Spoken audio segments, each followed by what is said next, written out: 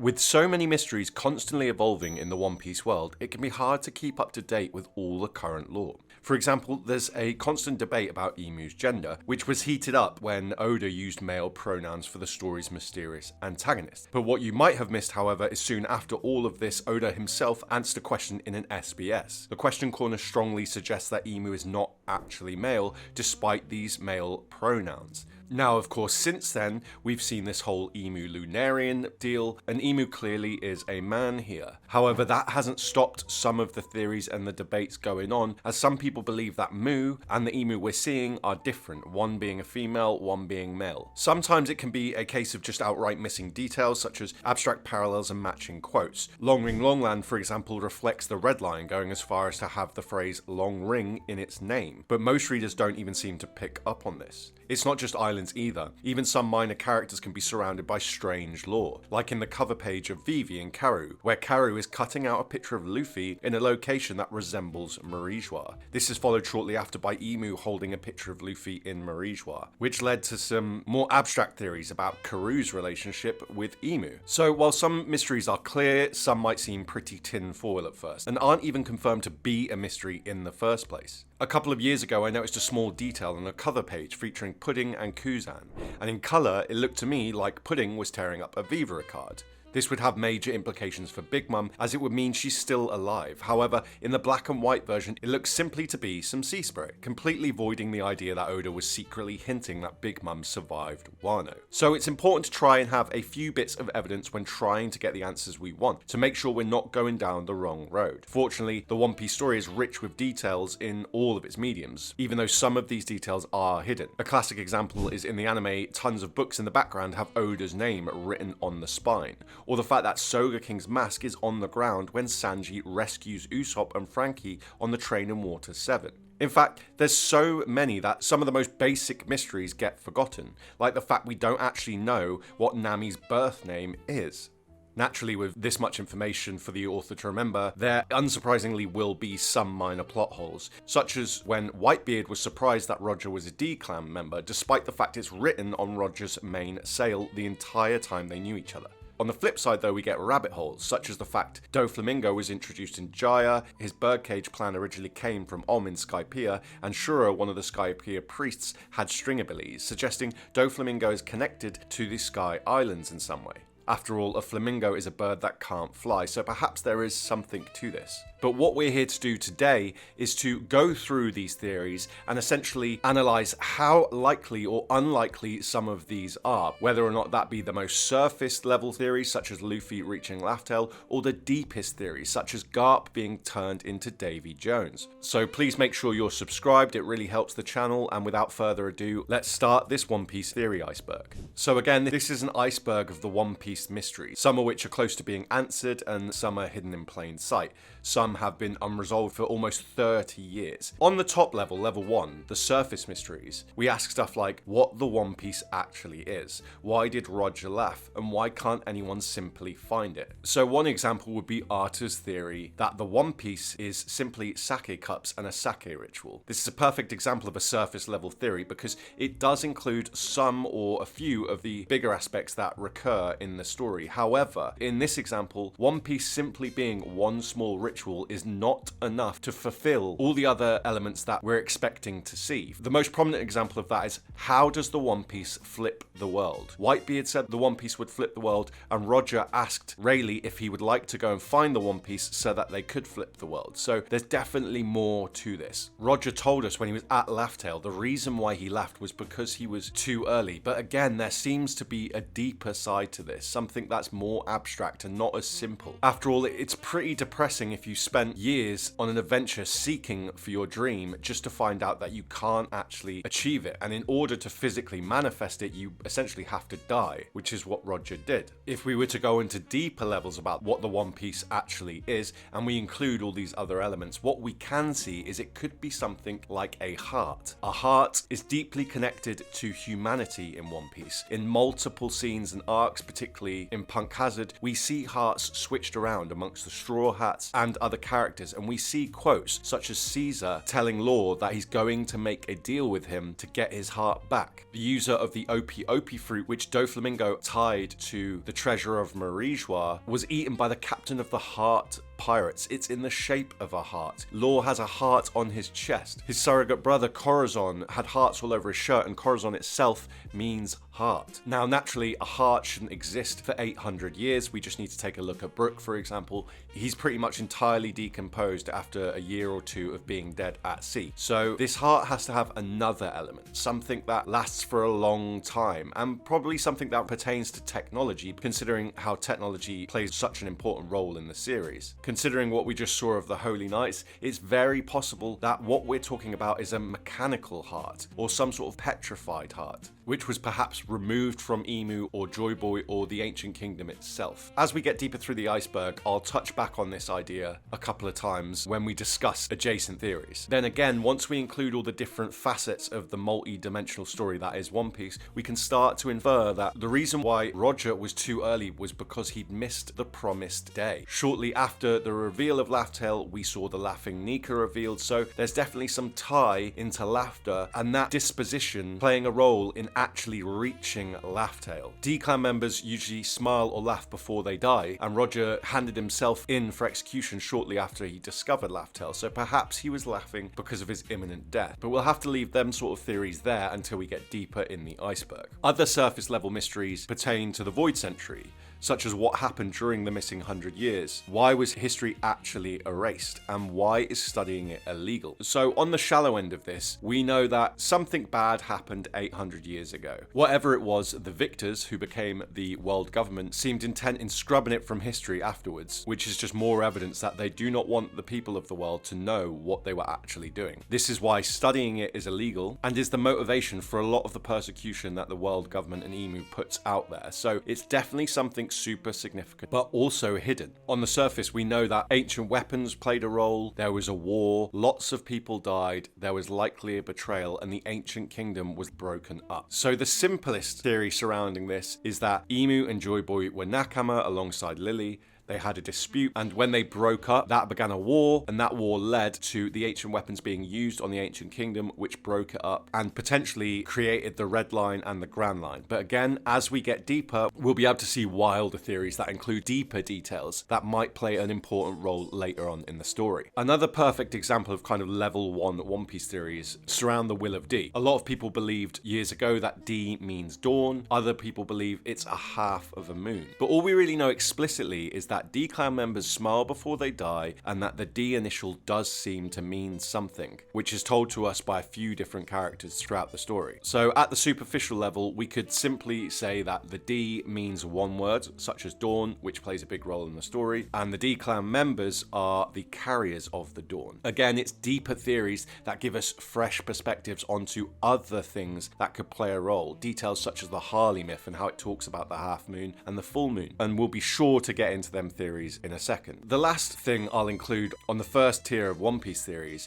is regarding the ancient weapons. Pluton, Poseidon, and Uranus. Where are they? What are they? And what will they do in the future? Simply put, we already know that these are great weapons of destruction. However, some people theorize that seeing as the world government's modus operandi is to change the wording and to change the meaning of words, it's possible that these were not weapons to begin with, but something else, perhaps something that was constructive rather than destructive. Pluton was revealed to be under Wano, so that's crossed off. We know where Poseidon is at Fishman Island, so that's crossed off, leaving us just with Uranus. We did see a massive flying weapon that destroyed Lalesia. Some fans speculate that is Uranus. Other fans speculate it's a recreation of Uranus. But when we get a bit deeper into the iceberg, I'll explain another theory that's been around for a couple years that suggests that Uranus is actually at the top of the Adam tree, and that does seem to make sense to me. Speaking of which, let's move down to level 2. So these are more the theories that are hidden in plain sight. For example, Shanks' true role. Is he a pirate? Is he a peacekeeper? Or is he something else? since his reveal to have a twin brother that is deep inside the world government's true power, as well as a father who's now a Gorosei member, it opens up the idea that Shanks' role is not as clean-cut as we thought. Years ago, initial theories talked about how Shanks was the carrier of Roger's dream, was the protector of Joy Boy's will, and the person to ensure that the new era comes. However, we do not know what the words Roger said to Shanks as a child were and how that affected him. All we know is that after Roger did speak to him, Shanks decided he was not ready to go to Laftel yet and that he would do it in the future. There is definitely evidence to suggest Shanks plays a massive role in all of this. For example, he is the one that secured the Gomu Gomu Nomi off the Cypherpole ship from Who's Who. To be honest, it was actually Lucky Roo who physically grabbed it. Shanks is the reason that Luffy ate the Gomu. This was accompanied by Shanks telling us a couple of times that he says the exact same words as Roger. Alongside intense actions such as stopping an entire war at Marineford, it's very clear that Shanks does have an agenda.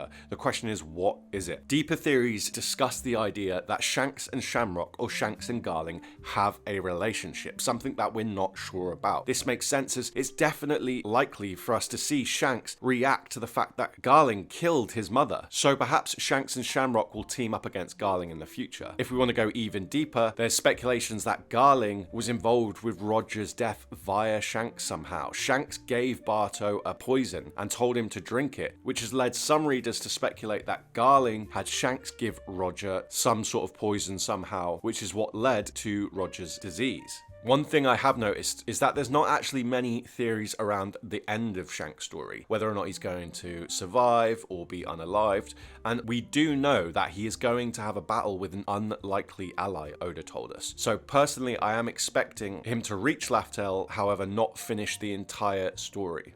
In level 2 of the Iceberg, we also can talk about the giant Strawhat and what is going on with it. Now, this is a really interesting one where there are lots of theories, however, not many of them are very detailed. Fortunately, we can add detail to this ourselves and pretty much work out exactly what the role of this is. So firstly, it's very big, right? So that indicates that whoever used to wear it can either make themselves big or is a big person. This has led to theories that the frozen Straw Hat is Joy Boy's and that Joy Boy was a buccaneer or had mixed race involving a giant, which made him unusually big. Other than that, there doesn't seem to be many other overt explanations. However, I do think there is one, and it ties to the reason why Emu keeps it frozen. Now, in One Piece, we do see haki stored in items, particularly connecting to people's life energy. The best example of this is a Vivra card. Luffy's Straw Hat itself has been passed down generation to generation, with Roger's dream and potentially even Joy Boy's dream embedded inside it. So it is likely the giant frozen Straw Hat does have something in there, some life force or some energy. Now, Emeth showed us in Egghead that he had a large amount of strong haki sealed inside him by Joy Boy himself using a haki knot. And when that haki knot became undone, a massive haki blast strong enough to defeat the Gorosei was unleashed. So this leads us to theorize that inside the frozen Straw Hat is also a haki blast. This is why it would be kept frozen, to stop the blast from igniting. We recently heard that Marie-Joie is in flames, and I do believe if Pangaea Castle was to heat up, the Straw Hat would thaw. And it's perhaps this which allows the haki blast to ignite and blow up Marie-Joie on the red line. It could even take parts of the red line with it, creating the all blue and also dropping down and destroying Fishman Island, fulfilling Charlie's prophecy, which is interesting because in the anime she did see Luffy, but in the manga she just saw a silhouetted Straw Hat character. This would explain why it's so big, because over time, if the haki was building up, then maybe it caused it to grow, and this is why Emu keeps it in the freezer, to stop it from expanding anymore. Also atop the red line used to be the Lunarians, and they fit perfectly into this level too. They were called gods before the celestial dragons, and we don't know why they were wiped out or what happened to them. One brilliant theory suggests that humans on the blue planet ran out of resources, and because of scarcity there was many conflicts. This pushed the humans up to the top of the red line to seek out the fire energy of the Lunarian race. We know fire energy does play some sort of significant role in the One Piece world because it's on the Harley text, and it also is connected to the Mother Flame, the Eternal Flame, and the Artificial Sun. So presumably humans took the fire energy from the Lunarians, wiped them out, and used this technology to establish their own ancient kingdom. This is what made the ancient kingdom so great and probably led to the birth of the first Eternal Flame, which I'm guessing is the source of their power. The only Lunarian we'd seen prior to Emu's reveal was Arbor, who was named king by Kaido, which is a nod towards the king of the world, Emu, the Lunarian. Towards the deeper end of the second level, we start looking at devil fruits and whether or not they have a will. Zones were implied to choose their users, and as such we could say that the Nika fruit was trying to avoid the government. There are a couple of quotes in One Piece about fruits eluding people that are trying to find them. So it leaves us to ask, are fruits alive, and are they actually selecting people? One interesting theory I found discusses the idea that the Nika fruit was created in the first era because it's told to us that slaves preyed on the Harley text. The Harley text also seems to show the Eve tree, so perhaps the Nika fruit was the first devil fruit to ever grow,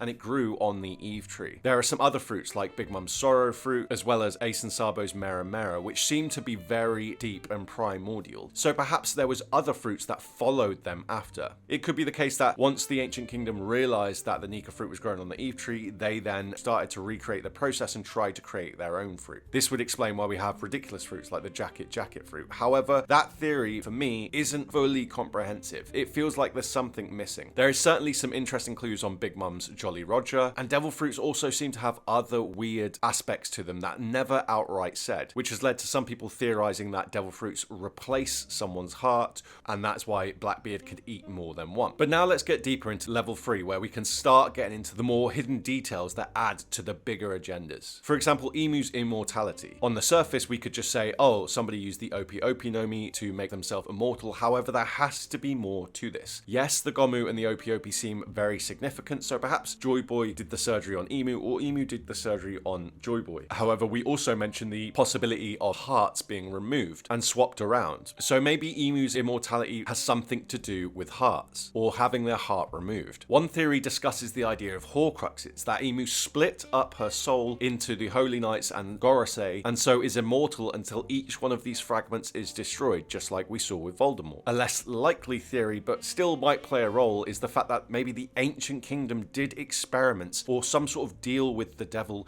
using Emu as the sacrifice. We have seen 2 sacrifices in the story so far, one with Namakura Island and one with Skypiea, both featuring young blonde women. The head of one sacrifice was called Pokori, the other one was called Bukori, so there's definitely a connection between the two, and no doubt it does play a role somehow. My honest thoughts though are Emu's immortality are probably a mixture of a few different of the theories we talked about, and it won't be till very late in the story that Oda explicitly explains to us why or how Emu is immortal, because this will probably be the information we need to know how to defeat Emu. Other theories on level 3 discuss the Mother Flame and the Eternal Flame, and this is where we start to get into the core of the story, the meat and potatoes of what Oda is trying to get across. The reason why it plays such a big role is because of something called the Fire Flame motif, which is a recurring motif throughout thousands of years worth of myth. The idea is very simple, and you've probably heard it before. Humans inherit some sort of advanced technology, it frees them from their suffering and allows them to develop, but eventually they develop past that point and into the point of greed, and that technology becomes their own downfall.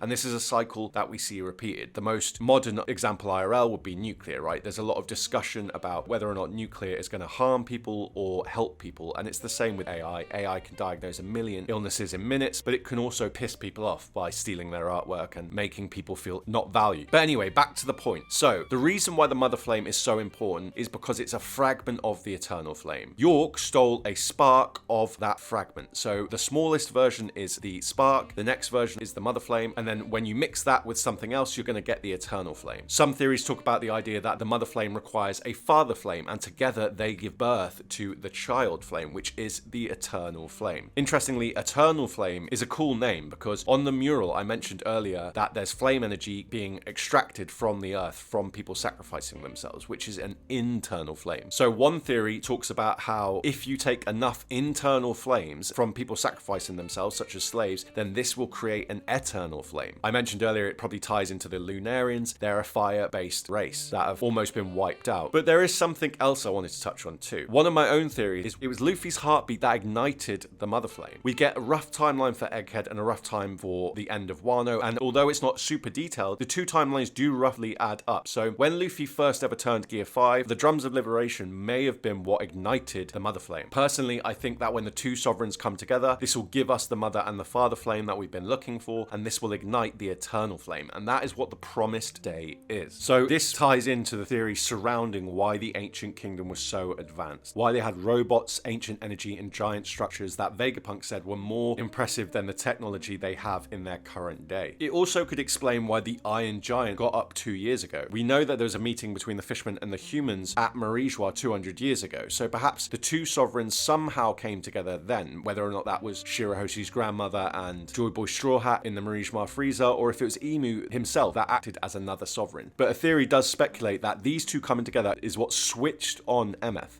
Now, there's evidence for this because when Luffy and Bonnie both turned Gear 5 and they were together, Emeth was revived from under the sea and he jumped out of the water, just like what would happen 200 years ago, except then he scaled the red line from the sea. Another idea that I think fits this level perfectly is the Noah. Level 1 theories might discuss the idea that the Noah is going to save a load of the fishmen and bring them up to the surface when Fishman Island's destroyed, but it doesn't really make sense because fishmen are great at swimming, and although the distance is really long, we know fishmen can make this journey because of other scenes in One Piece. Fisher Tiger literally scaled the red line from the bottom to the top, so swimming to the surface shouldn't be too much of an issue. I think what the actual purpose of the Noah might actually be is to carry Fishman Island itself. If what we said about the Haki Blast in Marijwa is true and the red line does fall on Fishman Island, then rather than just relocating the people, it would be cool to see the actual island rehomed. It's currently in a bubble, so it fits perfectly that if it was on the surface, it would no longer need the bubble and they could survive. They would be a mix of water and land inhabitants. And we could get our first integrated kingdom where humans, fishmen, and others can all live on the same island. The only time we've kind of seen this before is Sabaody, and that was all about persecution and slavery, so we're looking for a positive version of this. Next, I want to talk about a theory probably not heard, but has a lot of weight to it, which is the whole connection with the Buccaneers and other characters in the story. It's not just Buccaneers though, we have a few different through lines in One Piece that just aren't confirmed. So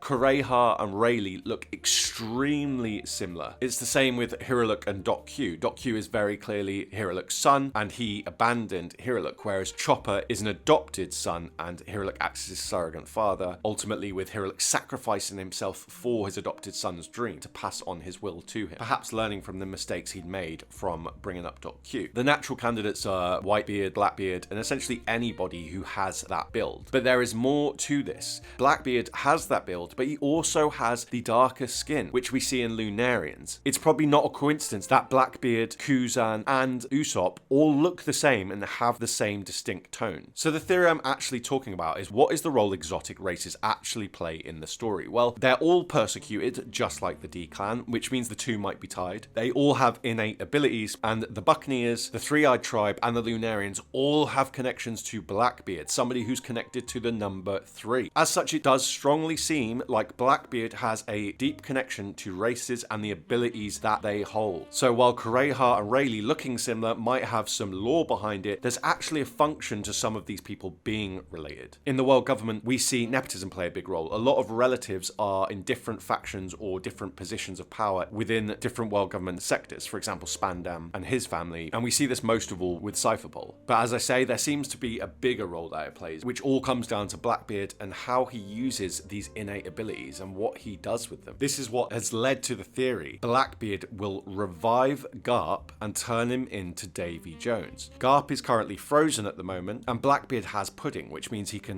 look into people's memories or manipulate memories. Garp is a D-Clan member, and he's extremely durable. So while this theory started with Blackbeard turning Garp into Zebek, now we know that Zebek follows Davy Jones as if he's inherited his will. Then that means if Blackbeard's inherited Zebek's will, he's by extension inherited Davy's will, and he's going to recreate Davy Jones. Now this might be a really deep theory, however, there are a lot of small details that add into this strongly. There's been a lot of theories around Garp and Zebek in general over the years that seem to be building towards this final idea now Davy's been revealed. Remember, Blackbeard doesn't sleep, has multiple fruits, there's strange quotes around him being more than one person. Marco said he has a strange body, and Saturn said he has a unique bloodline. One issue I do have with this theory, but it might actually be with One Piece itself, is the fact that when Saturn did engage with Blackbeard's pirates, there was no highlighting of Blackbeard being important or wanted by the government. Yes, Blackbeard has a decent bounty and he is a Yonko, but we've never seen the government go out of their way to really persecute Blackbeard the way they persecute Luffy. So I'm not sure if this is a mistake by the author or if there's something hidden in plain sight that we just cannot put together. It's interesting because Blackbeard also seems to know a lot of the movements of the world government, so maybe he does have relationships with someone in the higher tiers of the world government, such as Kong. Also on level 5 of the Iceberg, we can talk about Dragon. There's not much explicit information, so the shallow theories don't really exist that much, or at least not to a level that are really comprehensive or entertaining. But I have seen one theory that I think just hits the nail on the head. Dragon is the most wanted man in the world. There's going to be a reason for that. We recently have subtle connections between him and the rain god Zaza, fitting long-standing fan theories that Dragon has some sort of rain fruit. But Dragon has a far more important role, according to this theory. His name is Monkey D. Dragon, which means he's got the Monkey Clan name, he's got the Celestial Dragon Clan name, and he's also got the D Clan name. So this guy seems to be a homogeny of all the different factions, the good, the bad, and the middle ground. Dragon fundamentally contrasts the main protagonist Luffy because despite him not wanting to, is going to war. He wants to overthrow the world government, not necessarily to put his own agenda in place,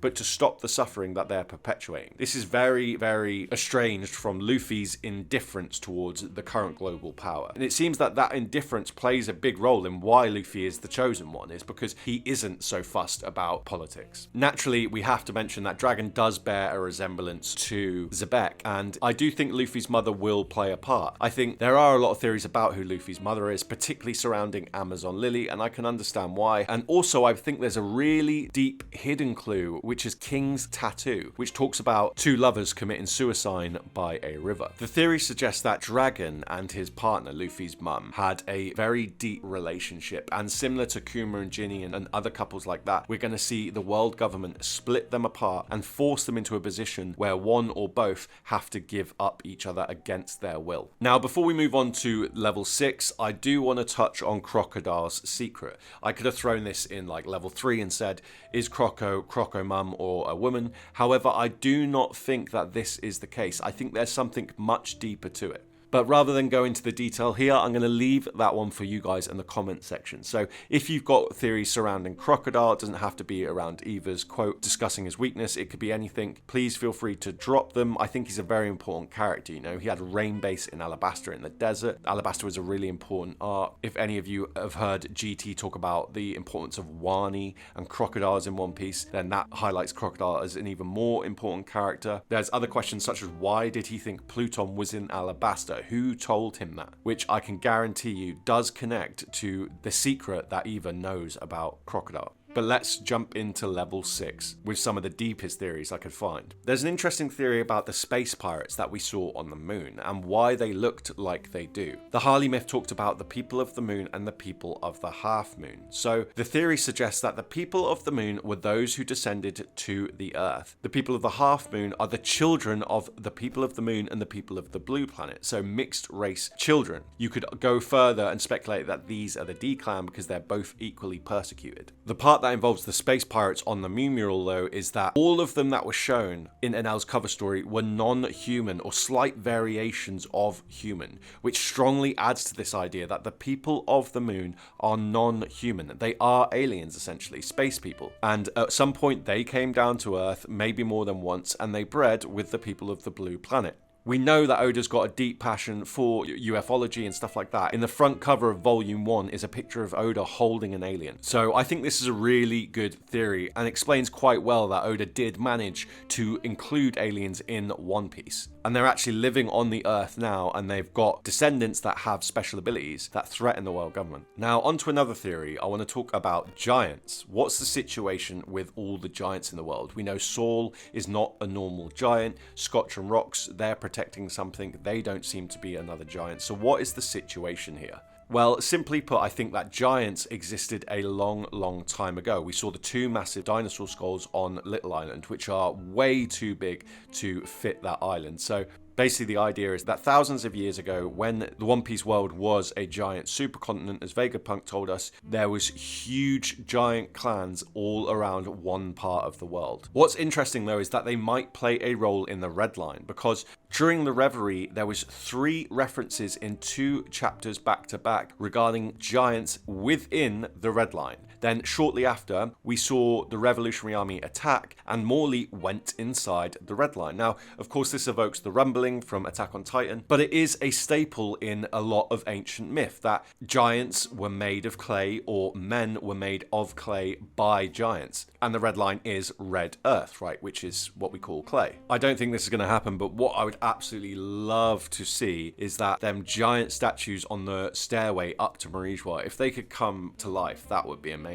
Or if things came out of the Red Line, you know, like the rumbling giants came out of the Red Line, and they were all frozen under there, similar to what we saw in Punk Hazard. Okay, so now I'm going to talk about the location of Laftel. Usually this would be a far less deep theory, but the details here get super deep, so I think it's probably better to just include it at this part. Many people believe now that One Piece is under Reverse Mountain, and I think that's a safe bet. There's plenty of evidence to suggest it. X marks the spot. The journey would then end where it started, essentially, just like Rogers, but it still leaves us with a lot of questions, like why has nobody else found it? Why hasn't Emu found it? How do you actually get under Reverse Mountain? But there are answers to this. Oda told us about a stream that takes 2,000 years to go across the entire blue planet, so 1,000 years per hemisphere. This is called the Dragon Stream, or the Shuryu Current, and its concept is that it essentially goes around every part of the ocean, not missing any spots. Furthermore, there are 2 underwater waterfalls, one of which is just before Reverse Mountain. We are told in the live action that most ships get sucked under before they can even reach Reverse Mountain, which I'm guessing takes you straight to Laftel. However, we see tons of shipwrecks, and Usopp mentions that it seems that most of them don't make it, right? So that's our first clue. And then on the opposite side of the world, we have the downward plume that takes the Straw Hats deep down in the ocean to Fishman Island, underneath the Red Line. So just as there's a hole underneath the Red Line with Fishman Island in, it's likely on the other side of the world there's a hole under Reverse Mountain where Laftel's kept. This also matches a ton of other old school pirate stories. You might have seen it in the movie The Goonies, for example, where there's essentially a secret lagoon, and within that lagoon you're going to find a big pirate ship, which would be Roger's ship or something like that, and then you're going to find the One Piece. What's interesting here, though, is that Roger, during his flashback, there was clouds and sky. So unless the inside of the lagoon was painted, just like Crocus did with Laboon, then it's very, very unlikely that Laftel itself is covered up, so inside the mountain. Instead, it's like a little pop-off outside the side of it or something like that.